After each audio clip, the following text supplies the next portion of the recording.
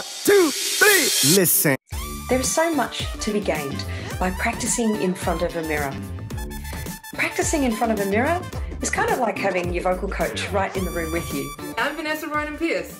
Hi, I'm Nina Ferro. And welcome to Sound Voices. 1, 2, 3. Listen.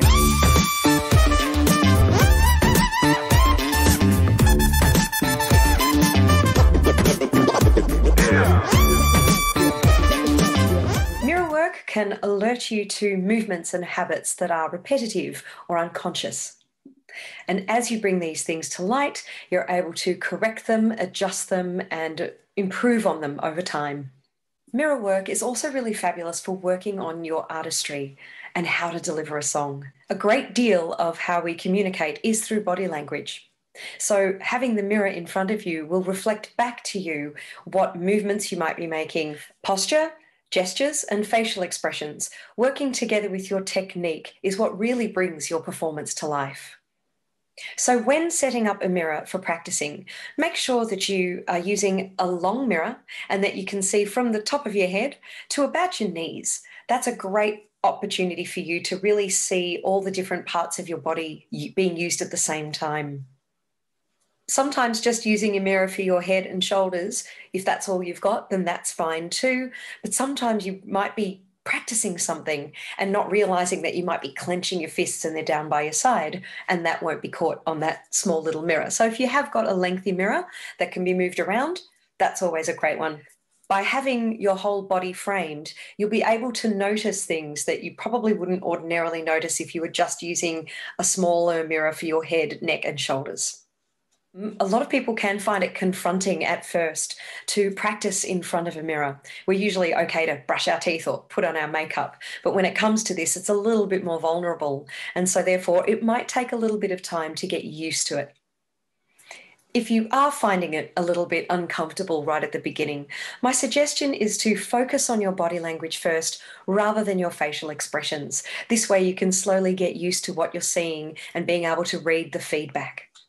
For more tips on non-verbal communication and how to better use your body for singing, presentations, and speaking, check out Vanessa's 2-part video on her 6 best top tips for body language. Once you've gotten more comfortable with that, then you can raise your gaze and start taking the information in that's coming from the facial expressions that you're making. So some things to look for when you're practicing in front of a mirror is firstly your posture. Do you have good posture at this point? Are you slouching? Are you leaning forward? Are you leaning too far back? So just take a quick check to see what your posture's doing. Maybe you're leaning to one side or putting a lot of weight on one side and not evenly distributing your weight through your feet. That's something else to look at. For the best tips on presentation and performance skills, subscribe to our channel and hit the bell to be notified when Vanessa and I upload a new video. The next one to look at is your head and neck alignment. Is your head sitting on top of your neck, or is it jutted forward, or have you pushed it too far back? Are you having your head on its side most of the time when you're singing? Perhaps you put your head and neck in certain positions when you're reaching for certain pitches. The next one to take notice of is jaw and whether you're holding tension in your jaw. A lot of the time when we are concentrating, we can tend to clench. So, are you singing through a clenched jaw? Or perhaps are you over-articulating and opening your jaw too far and causing some distress to your jaw as well? So that's something to look for. Take notice of when you're singing high notes or belts. Are you overextending the jaw too high? Or are you tucking your chin too far into your chest? Some things to keep in mind. While we're looking at our head and neck and our jaw, this is a time where we can be taking in our facial expressions. Does your face look strained when you're singing a particular phrase or a passage or a particular pitch? Or maybe limited facial expression? Maybe there's involuntary movement in response to some muscle tension. Are you using natural gestures, and what do they look like? Where else in your body might you be holding tension?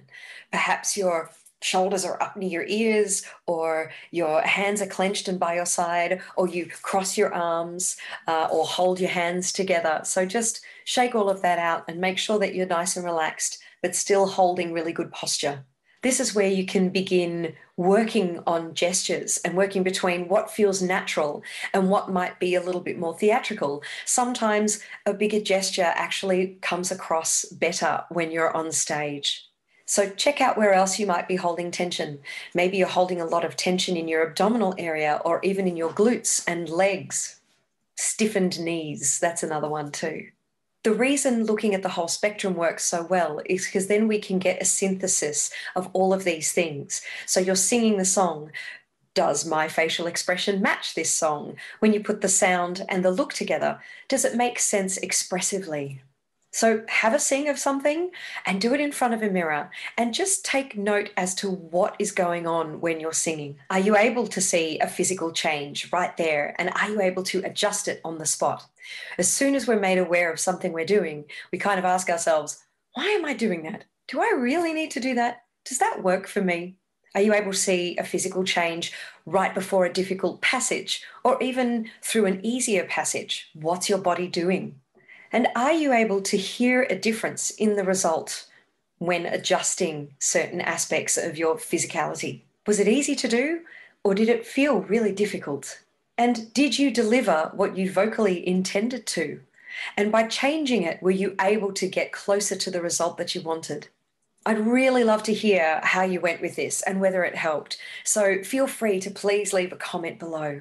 Make sure you hit the subscribe button so you stay updated as we add more and more content to this channel. Also, if you want to join the Sound Voices community for tips on all things singing, pitching, presenting, and performance, then head down to our Facebook link below. The link is in the description. And finally, if you would like more in-depth training, sign up on our website for early access to our programs launching 2021. If you liked this video, hit the like button and be sure to subscribe to our channel. Check out Vanessa's video on lighting tips for Zoom meetings. And check out my video, Vocal Warm-Ups on the Go.